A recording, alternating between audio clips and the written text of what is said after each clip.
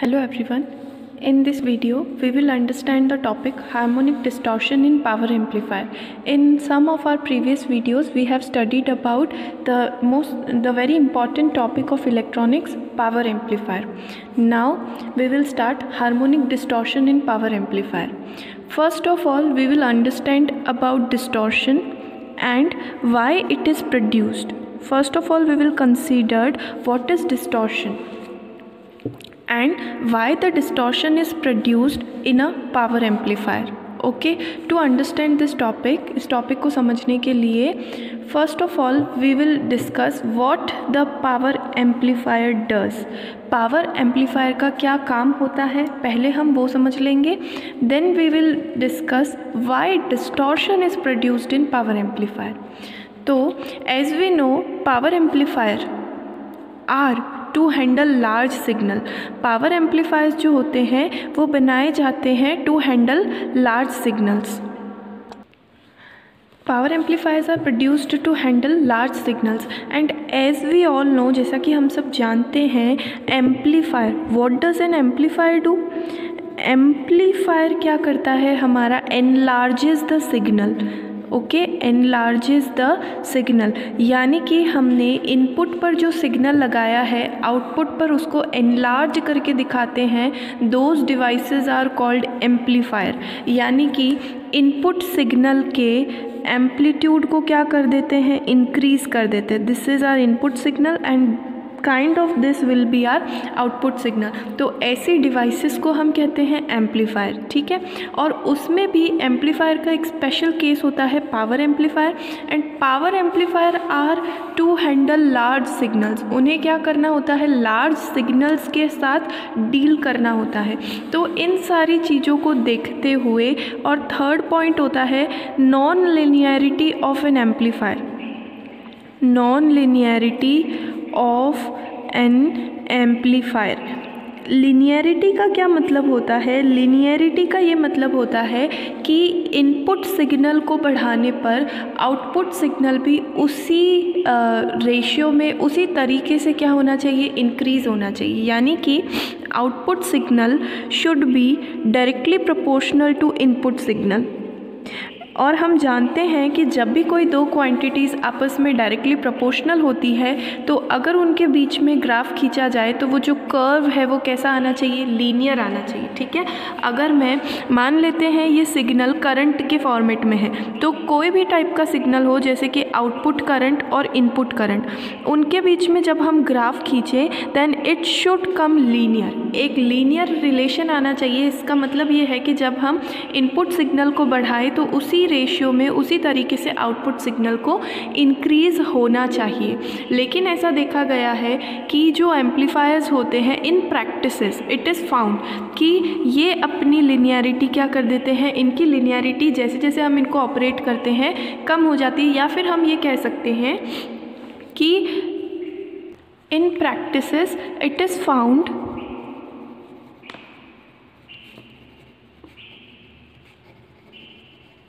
that power amplifier और otherwise any kind of amplifier, किसी भी तरीके का जो एम्पलीफायर होता है, आर नॉट परफेक्टली लीनियर. इसके बहुत सारे रीज़न हो सकते हैं but this is not our concern. ठीक है, ये जो होते हैं परफेक्टली लीनियर नहीं होते हैं. इसके बहुत सारे रीज़न हो सकते हैं. ठीक है, तो इन तीनों पॉइंट्स की वजह से लीनियर नहीं होने का क्या मतलब है कि इनपुट सिग्नल और आउटपुट सिग्नल, चाहे वो करंट हो, वोल्टेज हो या पावर हो, ठीक है, इनपुट पावर को बढ़ाने पर आउटपुट पावर उसी रेशियो में नहीं इंक्रीज़ हो करके इनके बीच का जो ग्राफ होता है वो लीनियर ना हो करके नॉन लीनियर होता है. ठीक है, मतलब किसी भी और शेप का हो सकता है, आइदर इट इज़ पैराबोलिक और अदरवाइज कोई भी शेप हो सकता है. तो इन सभी रीजंस की वजह से हमारा जो आउटपुट सिग्नल है उसमें इनपुट के कंपैरिजन में डिस्टॉर्शन प्रोड्यूस हो जाता है. ओके, क्या होता है? आउटपुट के साथ हमारे पास एक डिस्टॉर्शन भी क्या होने लगता है? प्रोड्यूस होने लगता है. अब हम देख लेते हैं what is distortion. Distortion is presence of unwanted और undesired signals. Presence of unwanted और undesired frequency elements with the output signal, यानी कि हमारा जो आउटपुट जो हमें मिलना चाहिए उसके अलावा भी हमें कुछ एक्स्ट्रा एलिमेंट्स मिलने लगते हैं जो कि बिल्कुल ही अनवांटेड या अनडिज़ायर्ड होते हैं। इस सिग्नल को हम कहते हैं डिस्टॉर्शन। जैसे नॉइस होता है ना, अगर हम किसी साउंड सिग्नल को, ठीक है, एक जगह से दूसरी जगह पर ट्रांसफ़र कर रहे हैं तो उसमें कुछ नॉइस आ जाती है जो हमारे लिए क्या होती है, अनवांटेड होती है। उसी तरह से अगर हमारा कोई पावर सिग्नल है या करंट का सिग्नल है या वोल्टेज का सिग्नल है तो उसमें इन सभी रीजंस की वजह से, जो हमने रीज़न पढ़े ना कि लिनियरिटी नहीं होती है, दूसरा हम लार्ज सिग्नल्स को हैंडल कर रहे हैं, तो इन दोनों रीजंस की वजह से आउटपुट सिग्नल के साथ साथ हमें कुछ अनवांटेड या अनडिज़ायर्ड एलिमेंट्स भी मिलने लगते हैं। इसे हम क्या कहते हैं, डिस्टॉर्शन। ठीक है, अगर हम डिस्टॉर्शन की एक प्रॉपर डेफिनेशन को देखें, ये तो है डिस्टॉर्शन का मतलब कि डिस्टॉर्शन क्या होता है। अगर if we consider the definition of distortion, तो डिस्टॉर्शन की डेफिनेशन कुछ इस तरीके से होती है, the wave shape of output signal, the wave shape of output signal, if the wave shape of output signal is not the exact copy of input signal,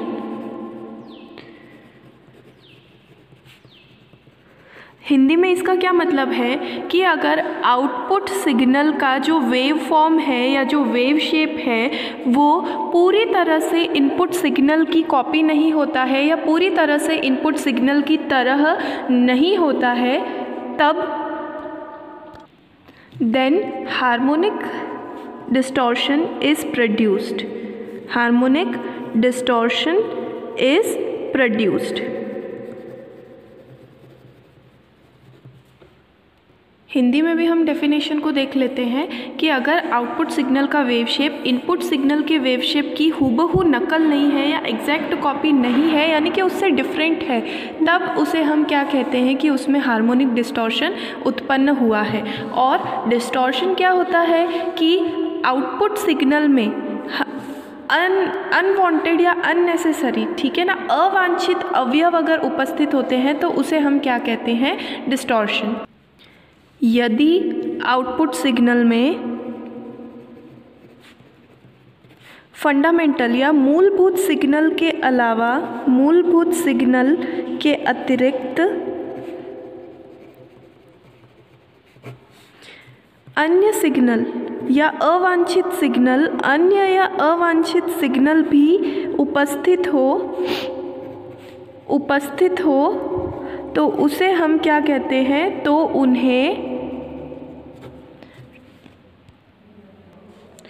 उसे इस प्रोसेस को, है ना, ये जो प्रोसेस होती है उसे क्या कहते हैं, डिस्टॉर्शन।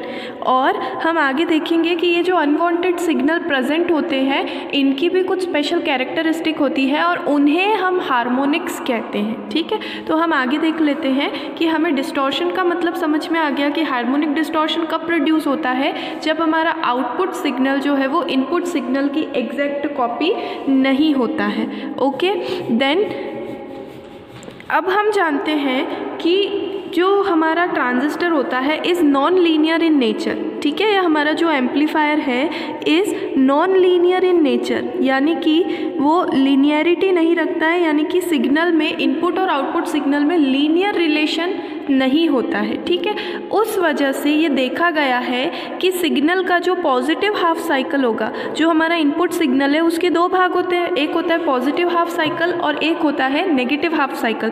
तो ऐसा देखा गया है कि जो हमारा पावर एम्पलीफायर होता है वो सिग्नल के पॉजिटिव हाफ साइकिल को ज़्यादा एम्पलीफाई करता है as compare to the negative half of the cycle. I repeat once again, इसका इस पॉइंट में कहने का मतलब ये है कि क्योंकि एम्पलीफायर जो होता है वो लीनियर नहीं होता है, यानी कि इनपुट को बढ़ाने पर आउटपुट उसी मात्रा में बढ़ेगा, ऐसा ज़रूरी नहीं होता है प्रैक्टिस में।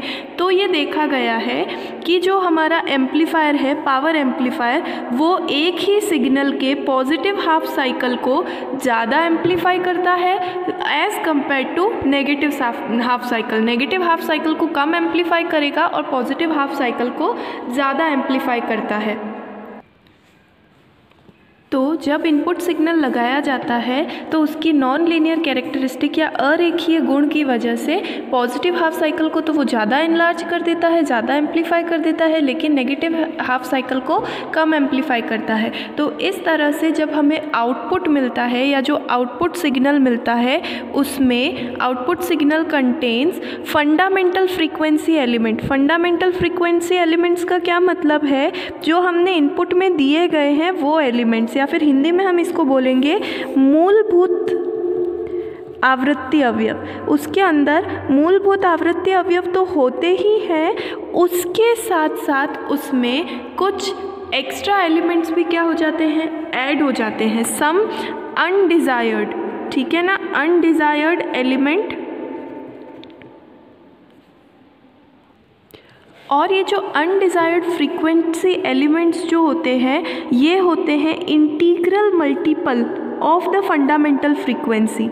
इंटीग्रल मल्टीपल यानी कि इसी ही जो फंडामेंटल फ्रीक्वेंसी है इसी के मल्टीपल होते हैं, यानी इसी के गुणज होते हैं, पूर्ण गुणज। Integral multiple of fundamental frequency का मतलब है कि मूलभूत आवृत्ति के पूर्ण गुणज होते हैं, मूलभूत आवृत्ति के पूर्ण गुणज। तो उसमें हमें क्या मिलेगा, एक तो हमारा जो हमने बेसिक फ्रीक्वेंसी दी थी इनपुट की, उसके साथ साथ हमें कुछ एक्स्ट्रा एलिमेंट भी मिलते जाएंगे। इसको हम एक एग्जांपल से समझ लेते हैं, जिसे मान लेते हैं कि हमने f हर्ट्ज़ की फंडामेंटल फ्रीक्वेंसी लगाई है, ठीक है, यानी हमने जो अपना इनपुट सिग्नल दिया है उसकी फ्रीक्वेंसी f हर्ट्ज़ है। तो जो हमें आउटपुट मिलेगा उसके अंदर f हर्ट्ज़ है ना, वो तो फ्रीक्वेंसी मिलेगी ही मिलेगी, उसके साथ उसमें कुछ एलिमेंट 2f हर्ट्ज़ फ्रीक्वेंसी के आएंगे, कुछ एलिमेंट्स 3f हर्ट्ज़ फ्रीक्वेंसी के भी आ जाएंगे, इसी तरह से कुछ एलिमेंट्स nf हर्ट्ज़ फ्रीक्वेंसी के भी हो सकते हैं। इसका क्या मतलब है कि हमने जो अपनी मूलभूत या फंडामेंटल फ्रीक्वेंसी लगाई थी उसके इंटीग्रल मल्टीपल्स हमको एक्स्ट्रा में मिलने लगते हैं जो हमने दिए ही नहीं हैं। कुल मिलाकर के डिस्टॉर्शन का मतलब सीधा सा है वो एलिमेंट भी आउटपुट में मिलना जो हमने दिए ही नहीं हैं। ऐसी जो हमारी फिनोमिना है, जो कंडीशन है, उसे हम डिस्टॉर्शन कहते हैं। और ये जो अलग से हमको फ्रीक्वेंसी एलिमेंट्स मिल करके आ रहे हैं जो हमने इनपुट में नहीं लगाए हैं, इन्हें हम कहते हैं हार्मोनिक्स। क्या कहते हैं? हार्मोनिक्स। और इस तरह का जो डिस्टॉर्शन होता है उसे हम बोलते हैं हार्मोनिक डिस्टॉर्शन। हार्मोनिक डिस्टॉर्शन का मतलब होता है सिंपल अननेसेसरी सिग्नल्स का मिलना। और हार्मोनिक डिस्टॉर्शन एक ऐसी कंडीशन है जब हमें जो अननेसेसरी एलिमेंट्स मिल रहे हैं ना, वो क्या हो, हमारी मूलभूत फ्रीक्वेंसी या फंडामेंटल फ्रीक्वेंसी के इंटीग्रल मल्टीपल हो। और जब ये इंटीग्रल मल्टीपल होते हैं फंडामेंटल फ्रीक्वेंसी के, then this process is known as harmonic distortion. इसे क्या कहा जाता है? हार्मोनिक डिस्टॉर्शन कहा जाता है। और ये जो एक्स्ट्रा एलिमेंट मिलते हैं जो कि पूर्ण गुणज है, इंटीग्रल मल्टीपल है, इन एलिमेंट्स को कहा जाता है हार्मोनिक्स। तो हमने ये देखा कि हार्मोनिक डिस्टॉर्शन जो होता है वो डिस्टॉर्शन की एक स्पेशल कंडीशन होती है जिसमें जो डिस्टॉर्शन प्रोड्यूस हो रहे हैं, डिस्टॉर्शन एलिमेंट, एक्स्ट्रा एलिमेंट, वो पहले वाली फंडामेंटल फ्रीक्वेंसी के पूर्ण गुणज या फिर इंटीग्रल मल्टीपल्स होते हैं। अब ये देखा गया है कि इन सभी में से जो 2f वाला होता है उसे हम सेकेंड हार्मोनिक बोलते हैं। इसी तरह से जो 3f वाला कंपोनेंट होगा, जो हमारी मूल फ्रीक्वेंसी का 3 गुना होगा, इसे हम थर्ड हार्मोनिक बोलेंगे। और इसी तरह से जो nf वाला होता है हमारा एलिमेंट, उसे हम nth हार्मोनिक कहते हैं। और इन सभी में से इनका जो एम्पलीट्यूड होता है वो धीरे धीरे कम होता जाता है और उन्हें हम क्या मान लेते हैं, नेग्लिजिबल ले लेते हैं, यानी कि इनका कोई खास इफ़ेक्ट नहीं होता है। लेकिन सबसे इम्पॉर्टेंट एलिमेंट जो होता है वो होता है हमारा 2f वाला एलिमेंट, जिसमें हमारा एम्पलीट्यूड क्या होता है, थोड़ा अच्छा होता है ना। यानी इन सब का ये धीरे धीरे एम्पलीट्यूड क्या होता जाएगा, कम होता जाएगा। तो हम बाकी वाली टर्म्स को तो क्या कर देंगे, नेग्लेक्ट कर देंगे। लेकिन ये जो 2f वाला एलिमेंट होता है ये थोड़ा इम्पॉर्टेंट होता है, क्योंकि इसका जो एम्पलीट्यूड होता है वो ज़्यादा होता है। ठीक है, तो इसीलिए इस वाले केस को हम बोलते हैं सेकेंड हार्मोनिक डिस्टॉर्शन, जो कि हमारे पावर एम्पलीफायर की स्टडीज़ में बहुत ज़्यादा इम्पॉर्टेंट टॉपिक है। And we will understand this topic in detail in our next video. क्योंकि ये जो सेकेंड हार्मोनिक डिस्टॉर्शन होता है ये हमारे पावर एम्पलीफायर में कौन सा पावर एम्पलीफायर ज़्यादा यूज़फुल होगा उसे डिसाइड करने में, डिटरमाइन करने में हेल्पफुल होता है। क्योंकि हमें सिग्नल में मिनिमम डिस्टॉर्शन चाहिए। अगर डिस्टॉर्शन होगा तो हमारा सिग्नल जो होगा वो उसमें अनवांटेड एलिमेंट्स आ जाएंगे जो हमें आउटपुट में नहीं चाहिए होते हैं। तो to determine that thing we study the second harmonic distortion. और इस टॉपिक को second harmonic distortion in power amplifier we will study in detail in our next video. I hope you understand.